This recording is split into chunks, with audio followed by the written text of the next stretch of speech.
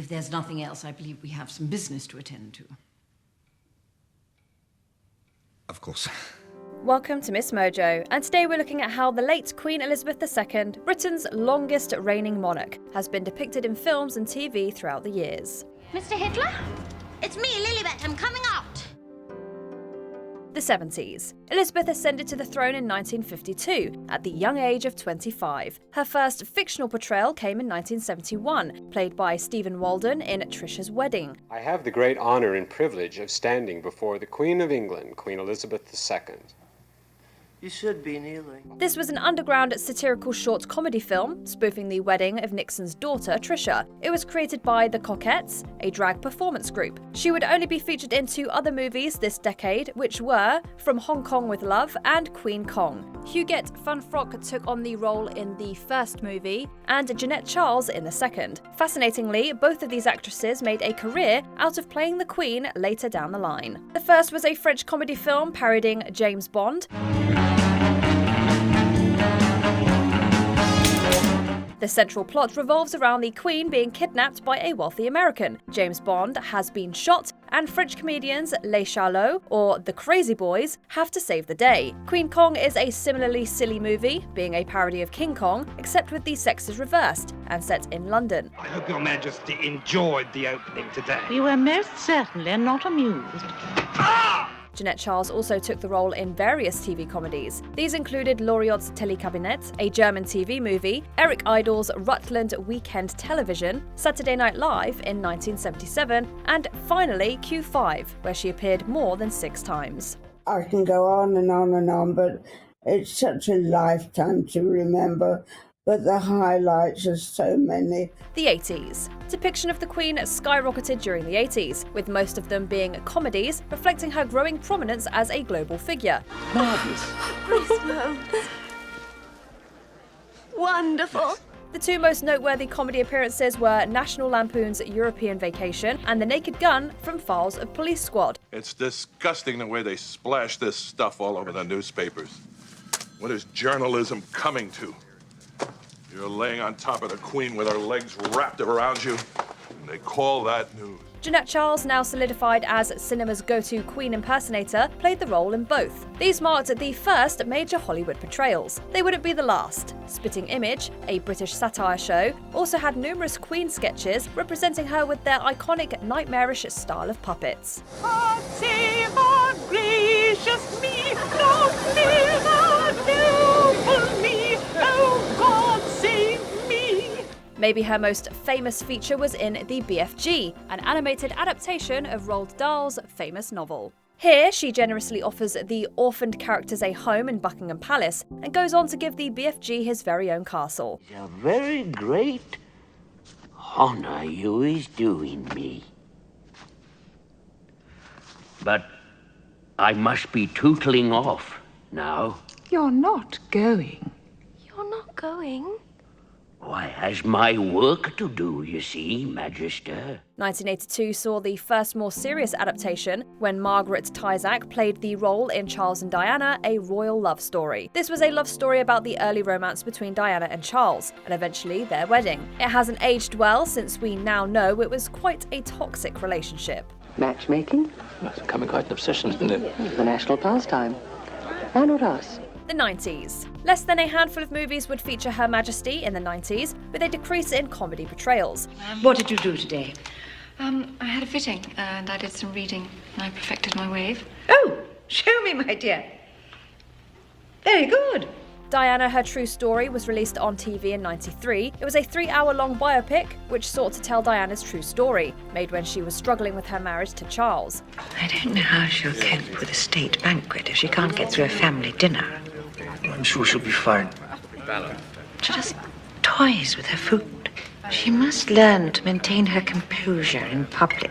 It was based on a book authored by Andrew Morton, who secretly used Diana as his source. It presented a critical view of royal life and was one of the earliest to do so, with the Queen being portrayed as a distant yet concerned figure. Diana has been acting strangely. You can't blame me for her irrationalities. You must see to it that she settles into her role as your wife. What about my role as king? There will be time for that. The Women of Windsor was a similar dramatisation, focusing on Sarah Ferguson as well as Diana. It was a Canadian television movie and similarly presented the Queen as a distant authority figure, trying to maintain her family's dignity amidst personal and public crises. We leave from the stables at 7. Diana prefers to stay in bed, isn't that right, dear? This reveals just how obsessed with Diana people were in the 90s, with the focus largely being on her rather than the Queen. She appeared in fewer comedy movies this decade, the most famous hilariously being The Duke. Its plot focuses on a dog, Hubert, who inherits his owner's dukedom, which potentially inspired the later cinematic masterpiece, Garfield, A Tale of Two Kitties, in 2006. Hey lady, you got any leftover liver? You stuck-up little punk. Oh, I know she heard us. They had the top down. The 2000s. Now we come to the 2000s, which had a deluge of Queen portrayals in movies and TV. Hello, cheeky. You is much fitter than you look on them coins. Sacha Baron Cohen's character Ali G famously met Her Majesty in Ali G in the House back in 2002. Austin Powers was also knighted in Goldmember the same year, once more being played by Jeannette Charles for the last time in a movie. Arise, Sir Austin Powers. Thank you, Your Majesty. Your father must be very proud of you. A young queen was depicted in Churchill, The Hollywood Years, a hilarious British parody film starring Christian Slater as Churchill and Neve Campbell as Elizabeth II. It was a satire on how Hollywood presents history, featuring a machine gun-wielding queen in a parody of World War II. Shoot him! I can't do it. Oh, nonsense. It's like shooting grouse. Just pull the trigger and I'll go wring his neck. I never killed a man in cold blood before, honey. Oh, don't be so wet. I'll nail the jerry bastard. Let me go. Crazy, what are you doing? The disaster movie 2012 also had a shot of the Queen and her corgis evacuating the apocalypse, which she thankfully survived. The 2000s saw the first serious piece of media to entirely focus on the Queen. No member of the royal family will speak publicly about this. This is a private matter. We would all appreciate it if it could be respected as such. The Queen, with Dame Helen Mirren, was a historical drama depicting the death of Diana in 1997 and the royals' reactions. Mirren won Best Actress at the Academy Awards for her role, and it's considered one of the greatest movies focusing on Her Majesty. You don't think that what affection people once had for this institution has been diminished? No, not at all. You're more respected now than ever. In 2009, a 5-episode docudrama also called The Queen was broadcast, which had 5 separate actresses play Elizabeth, each at a different stage in her life. The 2010s. This decade's media has just as much Queen buzz as the 2000s, except with even more focus on telling serious stories about her life. Got you!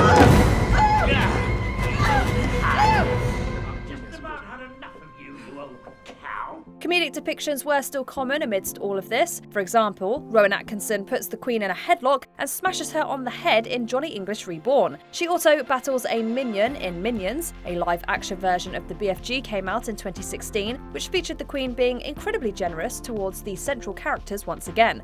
This is a story which beggars belief, but we don't have the time. We're on our way to giant country. BFG will chart a course for you. Generals. BFG. Some poorly received royal comedies were The Queen and I, where the royal family is stripped of their assets and forced to live on a council estate. The Queen's corgi was similarly poorly received, but it mainly focused on her cute corgis rather than Her Majesty. Stay in line, Rex. Sorry, Nelson. I must show Her Majesty something important.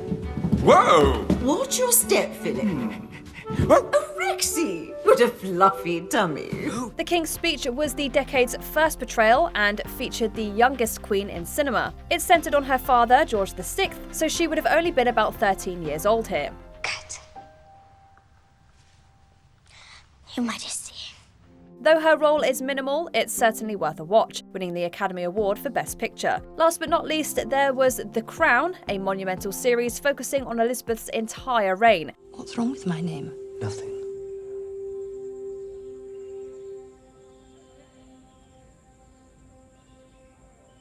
Well, then, let's not overcomplicate matters unnecessarily. My name is Elizabeth. And long live Queen Elizabeth. Claire Foy was cast in her younger years, doing an amazing job at portraying her. They then cast Olivia Colman for the middle series, an actress who already won an Oscar for playing Queen Anne in The Favourite. How was my speech? You were brilliant. Did I lisp? You don't lisp. I know that was what was so troubling about it, though, the thought that I suddenly did. Before we continue, be sure to subscribe to our channel and ring the bell to get notified about our latest videos. You have the option to be notified for occasional videos or all of them. If you're on your phone, make sure you go into your settings and switch on notifications. The 2020s. Our current decade saw the conclusion of The Crown, swapping the phenomenal actress Olivia Colman for the equally impressive Imelda Staunton, who played Elizabeth in her final years. You're almost 80 years old. So everyone keeps reminding me. Well, that's nearly 20 years past the retirement age for women. No need to go on. All three actresses unite in the final scene, which is a deeply emotional send-off for Britain's longest queen. Spencer was also released early this decade, another Diana biopic with Kristen Stewart cast as the leading role. They take a lot of photographs of you, don't they? The only portrait that really matters is the one they used to put on the £10 note. When they take that one, you understand who you are, my dear, as currency. Like all Diana-focused movies, the Queen is presented as a distant, stoic figure, more representative of the monarchy than a warm maternal figure. These all highlight the emotional separation between Diana and the Queen, emphasising on how trapped Diana felt within the family. For her Platinum Jubilee in 2022, or Platty Jubes as the English called it, Elizabeth did an adorable short segment of her sharing tea with Paddington Bear. Perhaps you would like a marmalade sandwich? I always keep one for emergencies. So do I. I keep mine in here. It was rare for Her Majesty to appear in films or television shows. The only similar instance was in 2012, when she starred in a James Bond skit for the Olympics. Elizabeth will also posthumously star in Paddington in Peru, which will be her last ever role in a piece of media. Thank you for everything. That's very kind. Which version of Her Majesty did you enjoy watching the most? Let us know in the comments. I'm determined to win this battle, Sonny. I don't often get into a fight, but when I do, I want to win.